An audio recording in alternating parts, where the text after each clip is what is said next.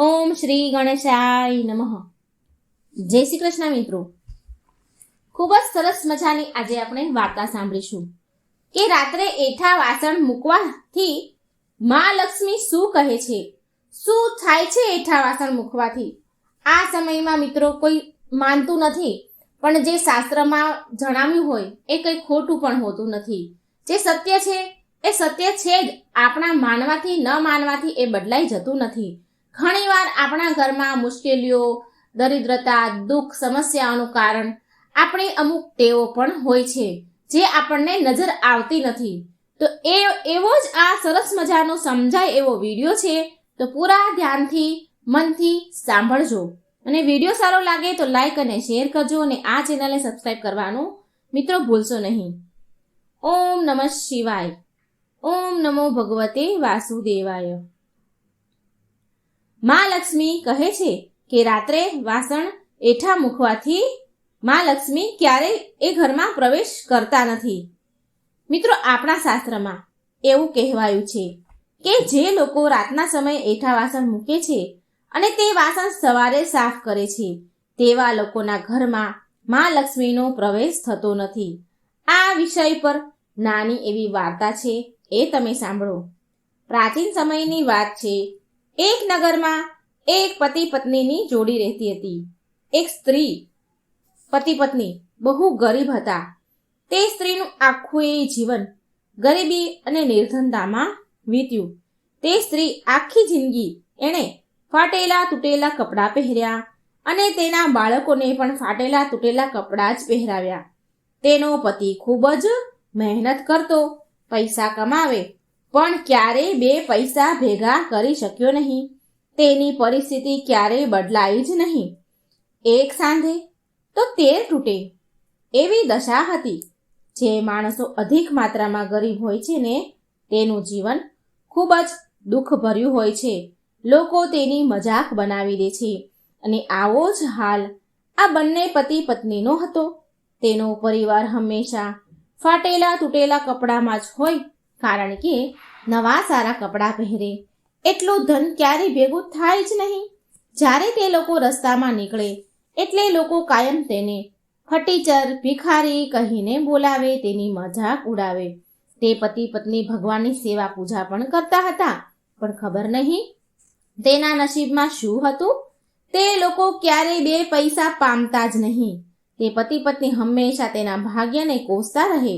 તે લોકો હંમેશા ઉપરવાળાને દોષ આપે કે એ બંને કહે કે ન જાણે ભગવાને આપણા નસીબમાં શું લખ્યું છે, ક્યારેય આપણને સુખ ન મળ્યું. તે પતિ પત્ની કહે છે કે જ્યારે આપણે મરીને ઉપરવાળાના દરબારમાં જઈશું તો ભગવાનને આપણે એક જ સવાલ કરીશું કે ભગવાન, અમે એવો તે કયો ગુનો કર્યો હતો, એવું તે શું અપરાધ કર્યા હતા કે અમને આટલું દુઃખી અને આટલી ગરીબી તમે આપી? અમારું આખું જીવન ગરીબીમાં જ ગયું. બંને આવી જ વાતો કરતા આ બંને આમને આમ એમણે આખું જીવન ગરીબીમાં વિતાવ્યું અને આમને આમ બંને વૃદ્ધ થયા. હવે તે સમયે કમાવાની હાલતમાં પણ નહોતા. તેમની ઘરની દશા બહુ વધારે ને વધારે ખરાબ થઈ, કારણ કે હવે એ કમાય એવી તો એમની હાલત નથી, તો કમાવા કેવી રીતે જાય? એટલે ઘરની દશા વધારે દુર્બળ થઈ ગઈ. ઘણી વાર તો ભૂખ્યા સુવાના વારા આવે. ઘણી વખત ભૂખ્યા જ સૂઈ ગયા હતા. અને તેના બાળકો પણ કમાવા માટે જ્યાં ત્યાં મહેનત કરે, પણ બે પૈસા કમાઈ શકતા નહીં. અંતે તે વૃદ્ધ પતિ પત્નીનું મૃત્યુ થયું અને મર્યા પછી ભગવાન ધર્મરાજાના દરબારમાં ગયા. તે બંને પતિ પત્ની ધર્મરાજાના દરબારમાં આવે છે અને ધર્મરાજા બંને પતિ પત્નીના લેખા જોખા જુએ છે. અને ધર્મરાજા આ બંનેને કહે છે કે તમે મનુષ્ય યોનિમાં અવતાર લીધો છે, તો પણ તમારા હાથે કોઈ પુણ્ય કામ થયું નથી. તમે બંનેએ તમારા હાથોથી પુણ્ય દાન કર્યું નથી, ન કોઈ દાન દક્ષિણા આપી. તમે લોકોએ કોઈ પણ સારું ધર્મનું કાર્ય નથી કર્યું. તમારા ખાતામાં કોઈ પણ જાતનું પુણ્ય જમા નથી. માટે તમને બેવને કઠોરથી કઠોર દંડ દેવામાં આવે છે. ધર્મરાજાની આવી વાત સાંભળી બંને પતિ પત્ની ધર્મરાજાને કહે છે કે હે પ્રભુ, અન્યાય તો તમે અમારી સાથે કર્યો છે. પ્રભુ, જો તમે અમને ગરીબીમાં ન રાખ્યા હોત, જો તમે અમારા નસીબમાં થોડું એ ધન લખ્યું હોત, ધન આપ્યું હોત, તો પ્રભુ અમે અમારા હાથોથી જરૂર દાન ધર્મ કર્યું હોત, જરૂર પુણ્ય કર્યું હોત. પણ ભગવાન, અમને તો અમારા પેટ ભરવા પૂરતું પણ ધન અન્ન મળતું ન હતું. તો દાન પુણ્ય તો કેવી રીતે કરીએ? ક્યાંથી દાન કરીએ? ધર્મરાજા બંને પતિ પત્નીને કહે છે કે તમે મારી વાત સાંભળો કે મારું કામ તમારા લેખા જોખા જોવાનું છે. મારું કામ તમારું ભાગ્ય લખવાનું નથી. જો તમારે એ જાણવું હોય કે તમારા ભાગ્યમાં શું લખ્યું છે, શું લખ્યું હતું, તો તે જાણવા માટે તમારે બ્રહ્માજી પાસે જવું પડે. પરમપિતા બ્રહ્માજી તમને બતાવી શકશે કે તમારું ભાગ્ય ઉદય કેમ ન થયો, તમારું જીવન ગરીબીમાં કેમ નીકળ્યું. અને ધર્મરાજા તે બંનેને બ્રહ્મલોકમાં જવાનું કહે છે. બ્રહ્મલોકમાં તે બંને જાય છે તો બ્રહ્માજી તે પતિ પત્નીને કહે છે કે હે મનુષ્ય, તમે અહીં શું કામ આવ્યા છો? અહીં આવવાનું કારણ શું છે? તમને બંનેને અહીં આવવાની અનુમતિ કોણે આપી? ત્યારે તે બંને બ્રહ્માજીને કહે છે કે અમે ધર્મરાજાના આદેશ અનુસાર અહીં સુધી પહોંચ્યા છીએ. હે પરમપિતા બ્રહ્મદેવ, અમે એ જાણવા માંગીએ છીએ કે મનુષ્ય યોનિ મળવા છતાં પણ અમારું ભાગ્ય ઉદય કેમ ન થયું? એવું તે શું કારણ છે કે અમારું એ આખું જીવન ગરીબીમાં જ ગયું? હે પરમપિતા બ્રહ્મદેવ, અમને આ વાત જણાવો. ત્યારે પરમપિતા બ્રહ્માજી તે પતિ પત્નીનું ભાગ્ય અને તેના લેખાજોખા જુએ છે. આ લોકોના ભાગ્યમાં શું લખ્યું હતું? અને પરમપિતા બ્રહ્માજી તેમનું ખાતું ખોલે છે અને જુએ છે. અને પછી બોલ્યા, મનુષ્ય, તમે બંને જૂઠું બોલો છો. તમારા ખાતામાં, તમારા નસીબમાં તો ઘણું બધું ધન લખ્યું છે. ત્યારે બ્રહ્માજીને તે પતિ પત્ની કહે છે કે બ્રહ્માજી, તમે અમારા જીવનકાળની સ્થિતિ જોઈ શકો છો અને કેવું ગરીબીનું જીવન અમે જીવ્યા છીએ તે ધ્યાન કરીને તમે જોઈ લો. પ્રભુ બ્રહ્માજી, જો અમારા ભાગ્યમાં ધન લખ્યું હોત તો ધરતી લોકમાં અમને ધન કેમ ન મળ્યું? અમારા ભાગ્યમાં જો ધન છે જ તો અમને ધન મળ્યું કેમ નહીં? જો અમારા ભાગ્યમાં તમે ધન યોગ લખ્યો હતો તો અમે ગરીબીની જીવન કેમ જીવ્યા? અમને ગરીબી કેમ મળી? આનું શું કારણ છે? પ્રભુ, અમને જણાવો. તો બ્રહ્માજી બોલ્યા કે આનું કારણ તો હું તમને ન બતાવી શકું. આનું કારણ તો તમને મા લક્ષ્મી બતાવી શકશે. માટે તમે વિષ્ણુ લોકમાં જાઓ.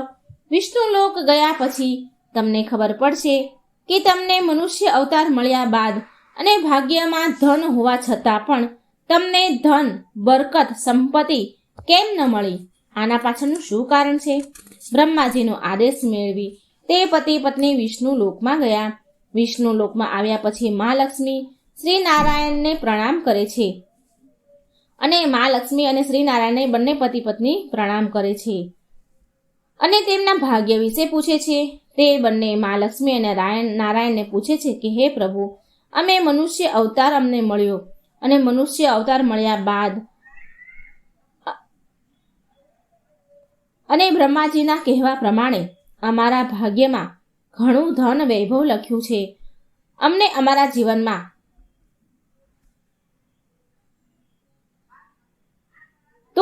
અમારા જીવનમાં ગરીબી કેમ મળી?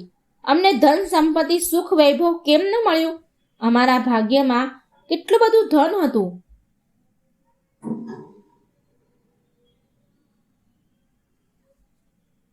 છતાં પણ અમારું જીવન ગરીબીમાં જ કેમ ગયું? અમારે આ જાણવું છે. આનું કારણ શું છે? એટલે ભગવાન વિષ્ણુ લક્ષ્મીજીને કહે છે કે દેવી લક્ષ્મી, હવે તમે જ કહો કે તમારું આગમન આ લોકોના ઘરે કેમ ના થયું? તમે એમના ઘર સુધી કેમ ન પહોંચ્યા? જો કે પરમ પિતાએ તેના ભાગ્યમાં તો ધન લખ્યું હતું ને, તો તમે તેમના ઘરે કેમ ન ગયા? ત્યારે મા લક્ષ્મી શ્રી હરિ વિષ્ણુને કહે છે કે પ્રભુ, તમને એ વાત તો સારી રીતે ખબર હશે ને કે જે ઘરમાં ગંદકી રહે છે, જે ઘરોમાં સફાઈ નથી હોતી, ગંદકી હોય છે, એ ઘરોમાં રાતના સમયના એઠા વાસણ પડેલા હોય છે, તે ઘરોમાં મારું આગમન નથી થતું. તે ઘરના દરવાજેથી જ હું પાછી વળી જાઉં છું. એટલે વિષ્ણુ ભગવાન તે બંને પતિ પત્નીને પૂછે છે કે તમે તમારા ઘરમાં એઠા વાસણ રાખતા હતા?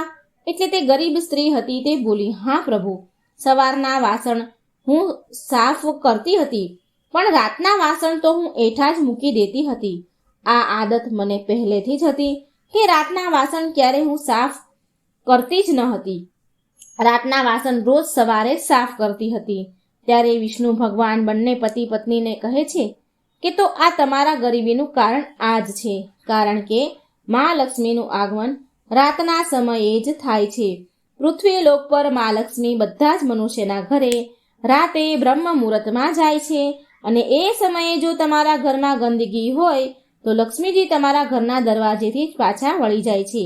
અને મા લક્ષ્મીજી બંને પતિ પત્નીને કહે છે કે સંસારમાં જે પણ લોકો ઘરમાં હેઠા વાસણ મૂકે છે તો એ વાસણમાં ગંદકી રહે છે, માખીઓ, જીવજંતુ મણમણે છે, તે વાસણમાં જીવજંતુ થાય છે, અને ગંદકીના કારણે ઘરમાં નકારાત્મકતા ઉર્જા ઉત્પન્ન થાય છે, અને અલક્ષ્મીનો પ્રવેશ તે ઘરમાં થાય છે. તે ઘરમાં દરિદ્રતા આવી જાય છે, અને જ્યાં દરિદ્રતા હોય તેવા ઘરમાં મા લક્ષ્મીનો પ્રવેશ ક્યારેય ન હોય, મા લક્ષ્મીનો વાસ ક્યારેય ન થાય. બંને પતિ પત્નીને તેની કરણીનું ફળ ભોગવવું પડ્યું. બંને આ આદતના કારણે ગરીબ રહ્યા, અને તે બંનેને આ જાણ્યા પછી ઘણો પછતાવો થયો કે આપણે જો આપણા ઘરમાં એઠા વાસણ ન રાખ્યા હોત તો મનુષ્ય જીવનમાં ધનની પ્રાપ્તિ થઈ હોત.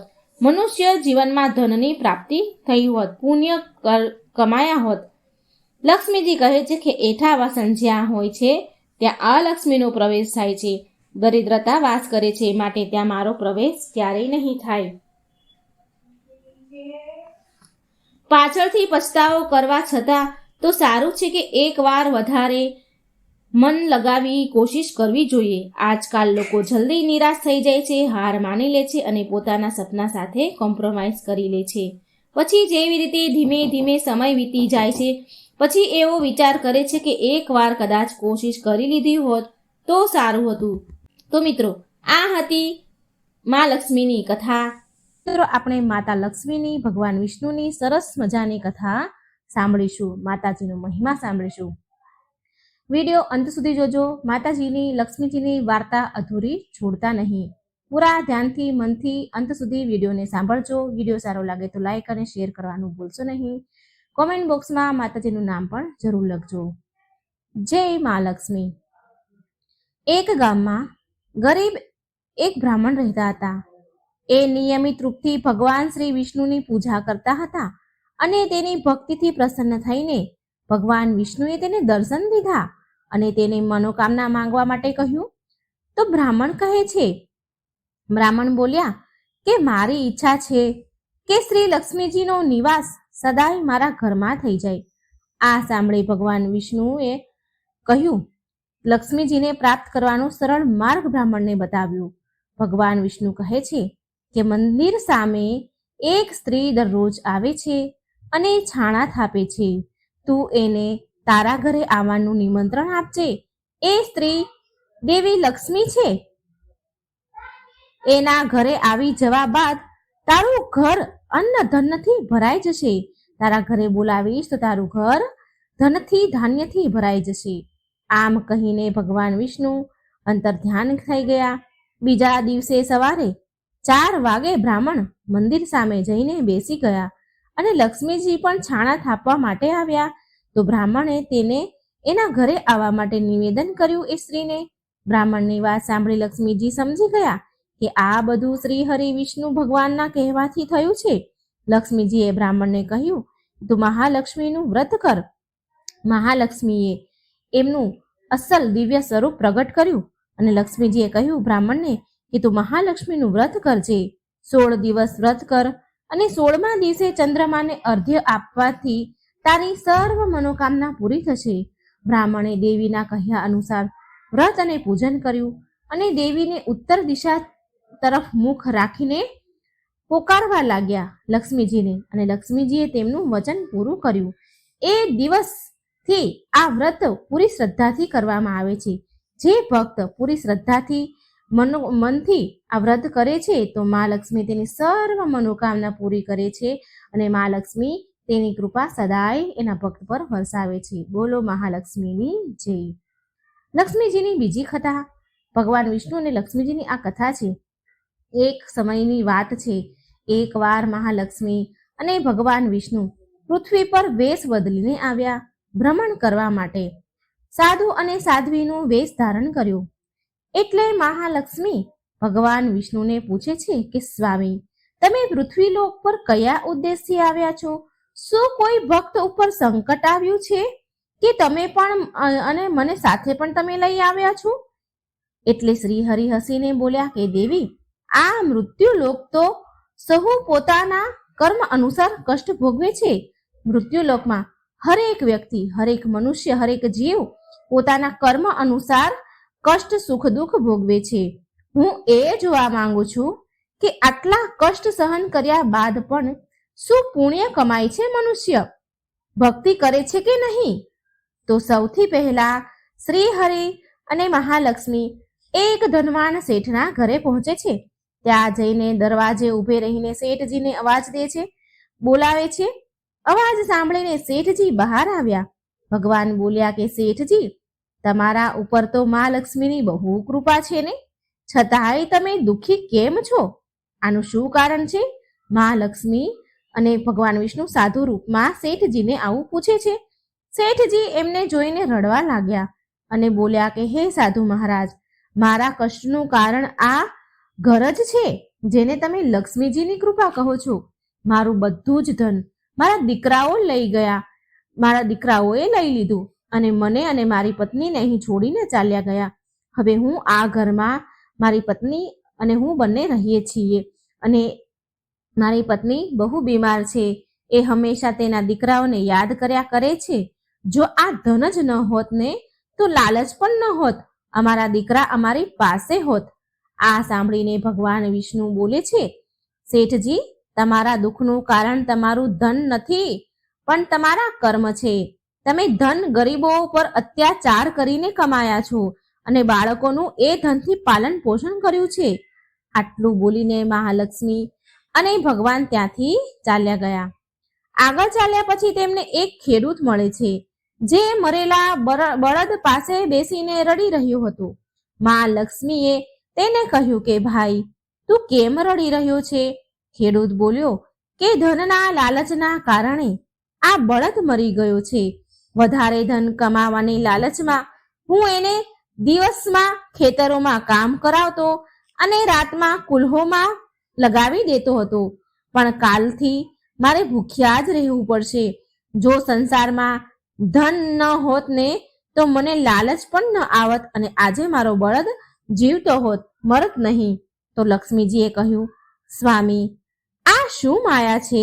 હું તો એમ વિચારતી હતી કે સંસારમાં ધન વૈભવના કારણે મારી પૂજા લોકો કરે છે, પણ લોકો તો ધનથી જ હેરાન પરેશાન છે. ત્યારે ભગવાન શ્રી હરિ બોલ્યા, ના દેવી, એમ નથી. આ બધા કર્મના ફળ છે. આ બળદ એક શાહુકાર હતો ગયા જન્મમાં, જે લોકોને ઉધાર તો આપતો, ઉધાર આપીને તેનો ગુલામ બનાવી લેતો હતો અને ખૂબ કામ કરાવી લેતો હતો અને એનાથી દિવસ રાત કામ કરાવતો. એનું ઋણ ચૂકવવા માટે આ જન્મમાં એ બળદ બન્યો અને આજે એનું ઋણ ઉતરી ગયું તો એ અવસાન પામ્યું. તો લક્ષ્મીજી બોલ્યા, પરંતુ સ્વામી, આ બધા પાછળ ધન જ તો મોટું કારણ છે. આ સાંભળીને શ્રી હરિ વિષ્ણુ કહે છે, ચાલો આગળ ચાલીએ. આગળ થોડે દૂર બહાર એક ઝૂંપડી પાસે પહોંચ્યા.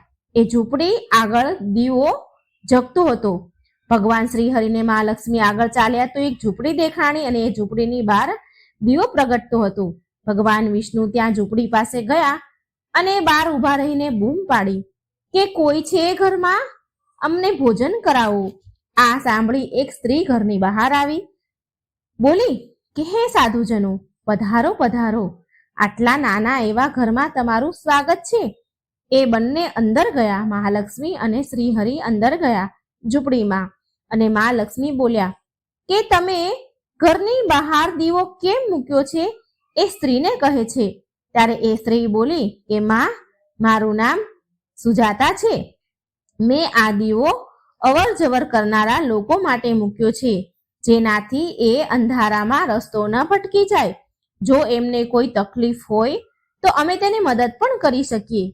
આ બધું સાંભળીને ભગવાન વિષ્ણુ બોલ્યા કે અમારે તમારા ઘરે ભોજન કરવું છે. આ સાંભળી સુજાતા બોલી કે હે સાધુ મહારાજ, તમારે થોડો સમય રાહ જોવી પડશે ભોજન માટે, કારણ કે મારા પતિ હજી શેઠજીના ઘરે કામ કરી રહ્યા હશે. એ મજદૂરી કરીને જે કમાઈને લાવશે એમાંથી ખાવાનો સામાન લાવશે, ત્યારે જ હું તમને ભોજન કરાવી શકીશ. આ સાંભળી લક્ષ્મીજી બોલ્યા કે તારી પાસે તો ધન નથી, જો તારા પતિ કંઈ નહીં લાવે તો શું થશે? સુજાતા બોલી કે શ્રી હરિ અને મહાલક્ષ્મીની કૃપાથી એક સમયનું ભોજન તો અમને જરૂર મળી જાય છે. એ અમારા માટે ઘણું છે, ઘણું બધું છે. એટલું અમારા માટે ભગવાનની કૃપાથી અમે અત્યાર સુધી ક્યારેય ભૂખ્યા નથી સૂતા, તો આજે પણ ભૂખ્યા નહીં સૂઈએ. આનાથી વધારે લાલચ અમને નથી. થોડી વારમાં સુજાતાનો પતિ આવ્યો અને સામાન લઈ આવ્યો અને બંનેએ જમવાનું બનાવ્યું અને સાધુ મહારાજ અને તેની પત્ની જે ભગવાન હતા તેમની સામે મૂક્યું. જમવાનું મૂકીને સુજાતા બોલી, આ રૂખું સુખું અમે ભગવાનનો પ્રસાદ સમજીને ગ્રહણ કરીએ છીએ રોજ. તમે પણ પ્રસાદ સમજીને ગ્રહણ કરો. તમે પણ પ્રસાદ સમજીને જમો. આનાથી તમને સંતોષ મળશે, સંતુષ્ટિ મળશે. ભગવાન વિષ્ણુ અને મા લક્ષ્મીએ પ્રેમથી ભોજન કર્યું. ભોજન કર્યા પછી લક્ષ્મીજી બોલ્યા કે અમે તો ભોજન કરી લીધું, પણ તમારા માટે કંઈ જ નથી વધ્યું. સુજાતા બોલી, નહીં નહીં, હજી એક ચોખાનો દાણો બચ્યો છે, એ અમારા માટે ઘણો છે. ભગવાનનો પ્રસાદ ચાખવા પણ મળી જાય ને તો એ પરમ સૌભાગ્યની વાત છે. બંને પતિ પત્નીનું સમર્પણ પ્રેમ જોઈને ભગવાન વિષ્ણુ અને મા લક્ષ્મી એના અસલ સ્વરૂપમાં પ્રગટ થયા. શ્રી હરિ બોલ્યા કે સૌથી મોટું ફળ સંતોષનું છે. ધન બધા માટે જરૂરી છે, પરંતુ લાલચમાં ફસાયેલો માણસ એ ધનનું પણ સુખ નથી ભોગવી શકતો. તમે બંને આજે પોતે ભૂખ્યા રહીને અમને ભોજન કરાવ્યું છે. આજથી આ ઘરમાં અન્ન ધનના ભંડાર ભર્યા રહેશે. બંને પતિ પત્ની એના ચરણોમાં પડી ગયા અને બોલ્યા, ભગવાન, જો તમારે અમને કંઈક આપવું જ હોય તો તમારી ભક્તિ પ્રદાન કરો, તમારી ભક્તિ આપો. ભગવાન વિષ્ણુ અને મા લક્ષ્મીએ તેને આશીર્વાદ આપ્યા અને અંતર ધ્યાન થઈ ગયા. એ દિવસથી બંને પતિ પત્ની ભજન અને સત્સંગમાં બધો જ સમય વિતાવા લાગ્યા. બોલો જય શ્રી હરિ ભગવાન વિષ્ણુની જય, મહાલક્ષ્મીની જય. મહાલક્ષ્મીની વૈભવલક્ષ્મીની વ્રત કથા. એક સમયની વાત છે. એક શહેરમાં શીલા નામની સ્ત્રી એના પતિ સાથે રહેતી હતી. શીલા ઘણી ધાર્મિક સ્વભાવની હતી અને ભગવાનની કૃપાથી એને જે કંઈ પ્રાપ્ત થયું હતું એને એમાં ઘણો સંતોષ હતો. શહેરનું જીવન જરૂર જીવતી હતી શીલા, પણ શહેરના જીવનનો રંગ તેના પર હજી ચડ્યો ન હતો. ભજન, કીર્તન, ભક્તિભાવ અને પરોપકારનો ભાવ એનામાં હજી પણ હતો. એ એના પતિ અને તેની ગૃહસ્થીમાં ખુશ હતી. આડોશ પાડોશના લોકો તેના વખાણ પ્રશંસા કરતા હતા.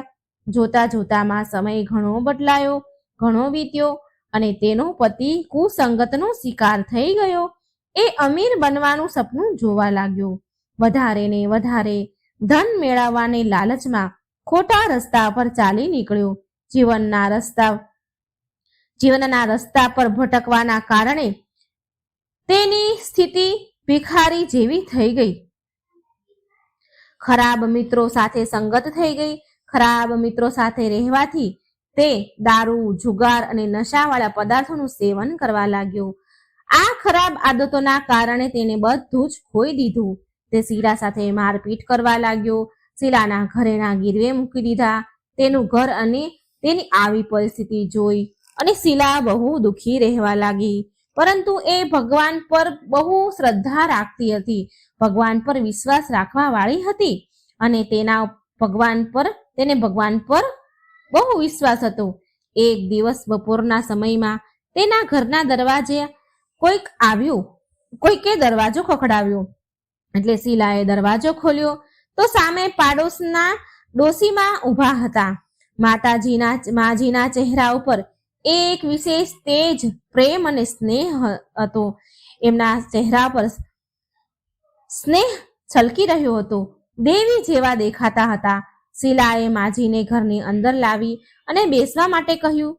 માજી બોલ્યા, કેમ શીલા, મને ઓળખી નહીં તું? દર શુક્રવારે લક્ષ્મીજીના મંદિરે ભજન કીર્તન કરવા માટે તું આવતી હતી ને? એ સમયે ત્યાં હું આવું છું, છતાં પણ શીલા કઈ સમજી નહીં. પછી એ માજી બોલ્યા, શીલા, તું બહુ દિવસથી મંદિર કેમ નથી આવી? તો હું તને જોવા આવી છું. તને મેં બહુ દિવસથી મંદિરમાં જોઈ નહીં, તો હું તને જોવા આવી. માજીના અતિ પ્રેમ ભર્યા શબ્દથી શીલાનું હૃદય પીગળી ગયું. માજીના સરસ પ્રેમના વ્યવહારથી શીલાને ઘણી શાંતિ મળી અને શીલાએ તે માજીને તેના ઘરની પરિસ્થિતિની બધી જ વાત કરી, બધું સંભળાવ્યું. આ બધું સાંભળીને માજી બોલ્યા, મા લક્ષ્મી તો પ્રેમ અને કરુણાનો અવતાર છે. તેમના ભક્તો પર હંમેશા મમતા રાખે છે. માટે તું ધીરજ રાખ અને માતા લક્ષ્મીનું વ્રત કર. આનાથી બધું જ સારું થઈ જશે. શીલાના પૂછવા પર માજીએ તેને વ્રતની બધી જ વિધિ કહી. માજી બોલ્યા, બેટા, મા લક્ષ્મીનું આ વ્રત બહુ સરળ છે. આ વ્રતને વૈભવ લક્ષ્મી વ્રત કહેવાય છે. આ વ્રત કરવાવાળાની બધી જ મનોકામના પૂરી થાય છે અને એ સુખ સંપત્તિ અને તેને યશ પ્રાપ્ત થાય છે. તે દિવસે વ્રતનો સંકલ્પ કર્યો. શીલા આંખો બંધ કરીને બોલી તો આંખો ખોલી તો કોઈ સામે હતું નહીં. એ વિચારવા લાગી કે આ માજી ક્યાં ગયા? એ માજી બીજા કોઈ નહીં પણ સાક્ષાત માતા લક્ષ્મી હતા.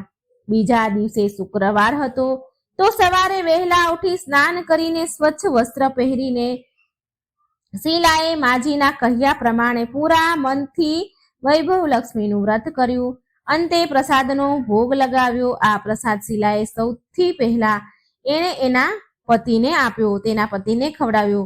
પ્રસાદ ખાતાની સાથે તેના પતિના સ્વભાવમાં ઘણો બધો ફરક પડી ગયો. તેણે શીલાને મારકૂટ કરવાનું બંધ કર્યું અને હેરાન પણ ન કરી. તેના મનમાં વૈભવ લક્ષ્મી વ્રત માટે શ્રદ્ધા વધી ગઈ. શીલાએ પૂરી શ્રદ્ધા અને ભક્તિથી 21 શુક્રવારનું વ્રત પૂર્ણ કર્યું. 21મા શુક્રવારે કહ્યા પ્રમાણે ઉદ્યાપન વિધિ કરીને 7 સ્ત્રીઓને વૈભવ લક્ષ્મી વ્રતની 7 પુસ્તકો ઉપહારમાં આપ્યા. પછી માતા લક્ષ્મીના ધન લક્ષ્મીના સ્વરૂપની છબીને વંદન કરીને માને મનમાં તે પ્રાર્થના કરવા લાગી. ધન લક્ષ્મી સ્વરૂપની છબીને વંદન કરી અને પ્રાર્થના કરવા લાગી કે હે મા ધનલક્ષ્મી, મેં તમારું વૈભવ લક્ષ્મીનું વ્રત કરવાની માનતા કરી હતી. એ વ્રત આજે મેં પૂર્ણ કર્યું છે. મારી બધી જ વિપત્તિ સંકટ દૂર કરો માં. અમારું બધાનું કલ્યાણ કરજો. જેને સંતાન ન હોય તેને સંતાન આપો. સૌભાગ્યવતી સ્ત્રીને અખંડ સૌભાગ્ય આપો. કુંવારી દીકરીને મન ગમતો ભરથાર આપો. તમારું આ ચમત્કારી વૈભવ લક્ષ્મી વ્રત જે પણ સ્ત્રી કરે તેની બધી જ વિપત્તિ દૂર કરો. બધાને સુખ સંપત્તિ આપો. આવું બોલીને લક્ષ્મીજીના ધન લક્ષ્મી સ્વરૂપની છબીને શીલાએ પ્રણામ કર્યા. વ્રતના પ્રભાવથી શીલાનો પતિ સારો બની ગયો. સારો કુસંગત એને છોડી દીધી. બધો નશો કરવાનો છોડી દીધો અને મહેનત કરી, તનતોડ મહેનત કરીને ધન કમાવા લાગ્યો અને શીલાના ગીરવે મૂકેલા ઘરેણા પણ એણે છોડાવી દીધા. ઘરમાં ધનનો વરસાદ વરસ્યો. ઘરમાં પહેલાની જેવી સુખ શાંતિ છવાઈ ગઈ. તો આવો છે લક્ષ્મીજીના વૈભવ લક્ષ્મીજીના વ્રતનો પ્રભાવ. બોલો મહાલક્ષ્મીની જય. જય શ્રી હરિ વિષ્ણુ. હવે આપણે મા લક્ષ્મીના મહેલની કથા સાંભળીશું. એકવાર મા લક્ષ્મીએ માતા પાર્વતીને તેનો સુંદર અને ભવ્ય મહેલ જોવા માટે બોલાવ્યા. હવે આ તો મા લક્ષ્મીનો મહેલ, માટે તે મહેલમાં કોઈ પણ પ્રકારની કમી થોડી હોય. તે મહેલની ઝગમગાહટ, ચમક દૂર દૂર સુધી દેખાઈ રહી હતી. મોટા મોટા ઝરૂખા, અનેક પ્રકારના ફૂલ, સુંદર બગીચામાં જાત જાતના ફૂલો. માતા પાર્વતીએ સુંદર મહેલ જોયો. મહેલની સુંદરતા જોઈને મા તો હેરાન રહી ગયા. માતા પાર્વતીને માતા લક્ષ્મીથી થોડી ઈર્ષ્યા થઈ એટલે માં પાર્વતી બોલ્યા, હું પણ મહાદેવને કહીશ અને એક આવો જ સુંદર મહેલનું નિર્માણ કરાવીશ. માતા લક્ષ્મીએ પાર્વતીજીને મજાક ઉડાડતા કહ્યું કે મહાદેવ તો ગળામાં સાપ લપેટીને ફરે છે, શરીર પર રાખ ચોપડીને ભભૂત ચોપડીને રહે છે અને ભાંગ પીધા કરે છે, બરફના ડુંગરા પર ફર્યા કરે છે. એ ક્યાં બનાવી શકે આવો મહેલ? મા લક્ષ્મીની આવી વાત સાંભળી મા પાર્વતીને બહુ ખોટું લાગ્યું અને પછી એ ત્યાંથી ચાલ્યા ગયા અને તે મહાદેવ પાસે આવીને જીદ કરવા લાગ્યા કે મને પણ એક મહેલ જોઈએ. હું હમણાં જ મા લક્ષ્મીનો મહેલ જોઈને આવી છું, મને એનાથી પણ સુંદર મહેલ જોઈએ. મા પાર્વતીજી મહાદેવ પાસે હઠ કરવા લાગ્યા અને પાર્વતીજી કહે છે, તમે તો દેવોના દેવ મહાદેવ છો અને બધા દેવતા તો સુંદર સુંદર મહેલોમાં રહે છે, પણ તમે બરફના ડુંગરામાં રહો છો. આવી રીતે રહેવાથી તમારી માન પ્રતિષ્ઠામાં કમી આવી જશે, ઘટી જશે. આવી રીતે રહેવું તમને શોભા નથી દેતું મહાદેવ. પ્રભુ તમને આવી રીતે શોભા નથી દેતું. માતા પાર્વતીએ તો જીદ પકડી લીધી અને કહે છે કે મારે એવો મહેલ જોઈએ છીએ, એવા મહેલમાં રહેવું છે જે ત્રણેય લોકમાં ક્યાંય ન હોય. મહાદેવ બધું જ જાણતા હતા, પણ તે પાર્વતીજીની વાત માનતા ન હતા. મહાદેવ કહે છે, અરે દેવી, હું તો યોગી છું, હું મહેલમાં ચેનથી નહીં રહી શકું. મને તો આવી રીતે જ રહેવામાં આનંદ આવે છે. પણ મા પાર્વતી માન્યા નહીં અને છેવટે મહાદેવને તો ઝૂકવું જ પડ્યું. સ્ત્રી હઠ આગળ કોનું ચાલે? મહાદેવ મહેલ બનાવવા માટે વિશ્વકર્માજીને બોલાવ્યા અને તેમને એવો મહેલ બનાવવાનું કહ્યું કે જેની બરાબરી ત્રણેય લોકમાં ક્યાંય ન થાય, ક્યાંય ત્રણેય લોકમાં એવો મહેલ ન હોય. વિશ્વકર્માજી મહેલ બનાવવા માટે જગ્યા શોધવા લાગ્યા. શોધતા તેમને એક એવી જગ્યા મળી જે ચારેય બાજુથી પાણીથી ઢંકાયેલી હતી અને વચ્ચે 3 સુંદર પર્વત દેખાઈ રહ્યા હતા અને તે જગ્યા સુંદર ફૂલો અને વનસ્પતિઓથી ભરેલી હતી. મિત્રો, આ બીજી કોઈ પણ નહીં પણ લંકા હતી. વિશ્વકર્માજી તેમના કામમાં તો લાગી ગયા અને વિશ્વકર્માજીએ થોડા જ સમયમાં સુંદર મહેલ તૈયાર કરી દીધો. તેની સુંદરતા તો અપાર હતી. પૂરો મહેલ સોનાથી બન્યો હતો. મોટા મોટા સોનાના ઝરૂખા, સુંદર સુંદર બાગ બગીચા. મહેલ એટલો બધો સુંદર હતો કે જે પણ તેને અંદર જાય, જે પણ તે મહેલને જુએ તે તેના વખાણ કરતા જ ન થાકે. માતા પાર્વતીએ ગૃહ પ્રવેશનું મુહૂર્ત નીકાળ્યું. બધા દેવી દેવતાઓને બોલાવવામાં આવ્યા અને ગ્રહ પ્રવેશની પૂજા માટે તેમણે રાવણને બોલાવ્યો. કારણ કે રાવણ બહુ વિદ્વાન પંડિત હતો. રાવણે ગ્રહ પ્રવેશની પૂજા પૂરી વિધિ વિધાનથી કરાવી. પૂજા સમાપ્ત થયા પછી ભોળાનાથે રાવણને દક્ષિણા માંગવાનું કહ્યું અને રાવણના મનમાં પણ લાલચ આવી ગઈ અને આ રાવણ પણ તે સોનાના મહેલને જોતો જ રહી ગયો હતો. રાવણ બોલ્યો, મને તો દક્ષિણામાં આ મહેલ જ જોઈએ છે. પાર્વતીજી આ સાંભળીને બહુ દુઃખી થઈ ગયા અને સાથે તેમને બહુ જ ક્રોધ આવી રહ્યો હતો. મા પાર્વતી બોલ્યા, રાવણ, તે મને બહુ દુઃખી કરી છે.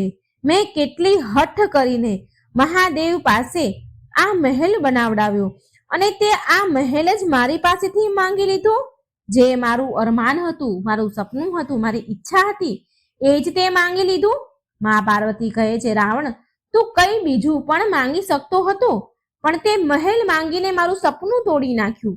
માને બહુ ક્રોધ આવ્યો.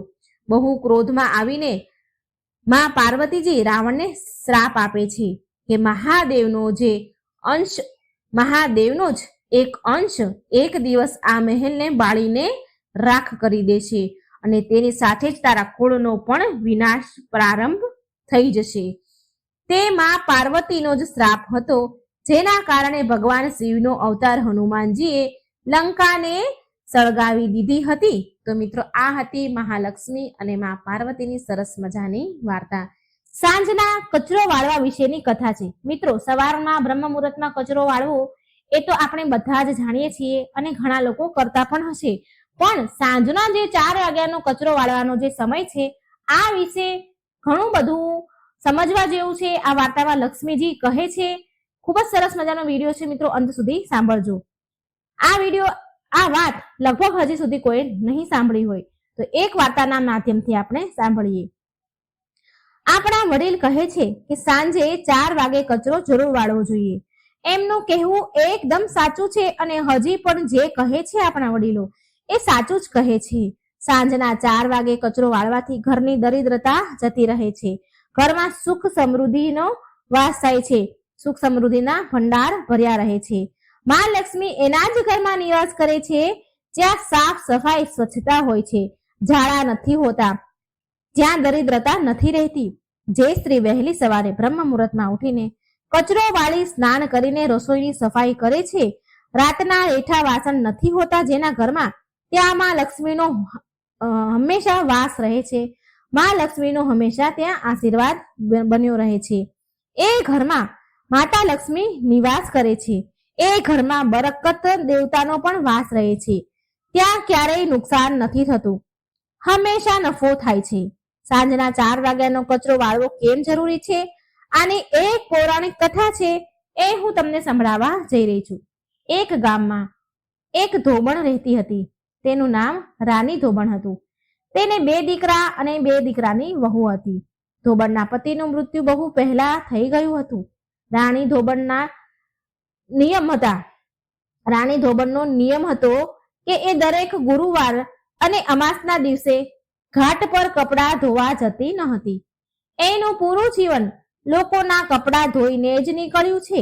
ગુરુવાર અને અમાસના દિવસે તે લોકોના કપડાં ધોતી ન હતી. બીજો તેનો નિયમ હતો કે ઘરમાં એ સાફ સફાઈ કરતી હતી. 4 રૂમનું મકાન હતું પણ હંમેશા ચમકતું રહેતું હતું. રાણી ધોબણે ક્યારેય ઘરમાં ઝાડા થવા દેતા ન હતા. એ રોજ સાંજ થતા પહેલા એ ઘરમાં કચરો વાળતી અને મુખ્ય મેન દરવાજા સુધી કચરો વાળતી હતી અને કહેતી હતી કે દરિદ્રતા ઘરેથી જાઓ અને સુખ સમૃદ્ધિ ઘરમાં આવો. એની આડોશી પાડોશી પણ સફાઈ વિશે રાણી ધોબણનું ઉદાહરણ આપતી હતી કે સાફ સફાઈ હોય તો રાણી ધોબણ જેવી. રાણી ધોબણે પૂરી ઉંમર ગામ લોકોના, શેઠ લોકોના, જમીનદારોના કપડા ધોવામાં એને પૂરી ઉંમર કાઢી નાખી. રાણી ધોબણના ઘરમાં કોઈ પણ વસ્તુની કમી ન હતી. વહુ, દીકરા અને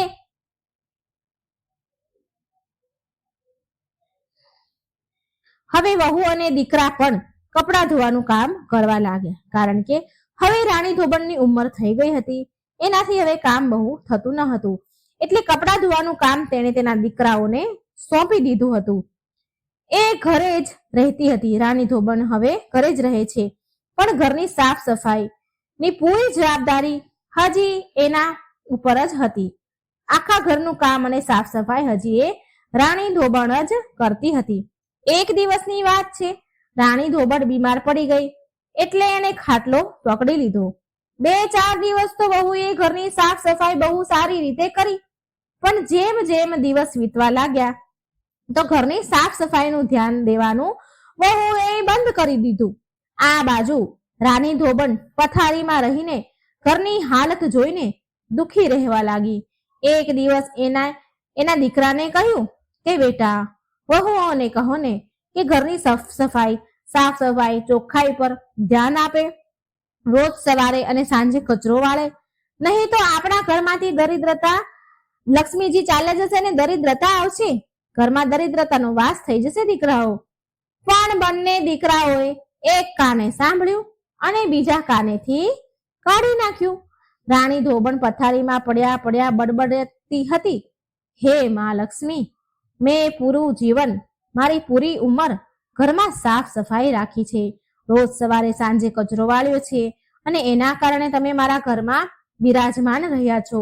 પણ હવે મારી વહુઓ નથી કરી રહી આ કામ, પણ તમે મારું ઘર છોડીને ક્યારેય ન જતા માં. મારા ઘરમાં દરિદ્રતા આવવા ન દેતા.